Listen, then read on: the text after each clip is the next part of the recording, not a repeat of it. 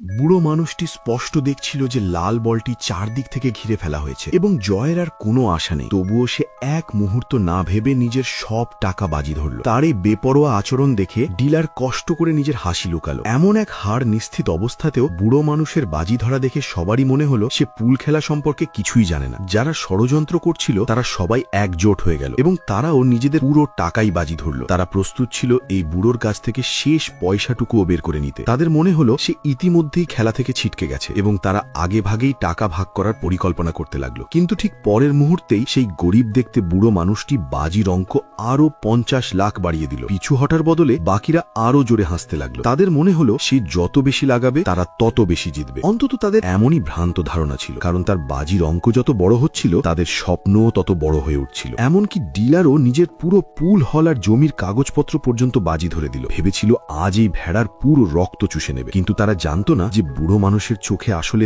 তারাই ছিল বলির পাঠা। সত্যিটা হলো সে একসময় পুল জগতের অজেয় অপরাজেয় এক লেজেন্ড ছিল। বহু বছর আগে সে অবসর নিয়েছিল, কারণ পর্দার আড়ালে চলার নোংরা খেলায় সে ক্লান্ত হয়ে পড়েছিল। কিন্তু 20 বছর পর তার ছেলে এক ফাঁদে পড়ে যায়। একটি ফিক্সড ম্যাচে সে $1 লাখ জিতে ফেলে। ছেলেটি এতটাই ভেঙে পড়ে যে জীবন শেষ করার কথাও ভাবতে শুরু করে। সৌভাগ্যক্রমে তার বাবা ঠিক সময় সেখানে পৌঁছে যায়। ধীরে ধীরে সত্য সামনে আসে। যে মানুষটি ছেলেকে এই খেলায় টেনেছিল সে আর কেউ নয়, তারই শ্যালক। বিষয়টা অদ্ভুত লাগছিল। পরে জানা যায় শ্যালক ভেতরে ভেতরে বহু বছর ধরে ঈর্ষা পুষে রেখেছিল, কারণ তার বোন নিজের সমস্ত সম্পত্তি বুড়ো মানুষের নামে লিখে দিয়েছিল। সেই কারণেই সে পুরো এই জাল বুনেছিল যাতে পুরো উত্তরাধিকার দখল করতে পারে। প্রায় ছেলেকে হারিয়ে ফেলার পর বুড়ো মানুষটি প্রতিশোধ নেওয়ার শপথ নেয়। ছেলে তাকে আবার পুল হলে যেতে বাধা দেওয়ার চেষ্টা করেছিল, কিন্তু শ্যালক আগুনে ঘি ঢেলে বলেছিল এটাই সব টাকা ফেরত জেতার সেরা সুযোগ। সে আগেই পুল হলের মালিকের সঙ্গে হাত মিলিয়ে ফেলেছিল। পরিকল্পনা ছিল বুড়ো মানুষের একে একে সব বাজি ছিনিয়ে নিয়ে জয় নিশ্চিত করা। শ্যালক পুল চ্যাম্পিয়ন সুতিয়ানকেও ডেকে এনেছিল, যাকে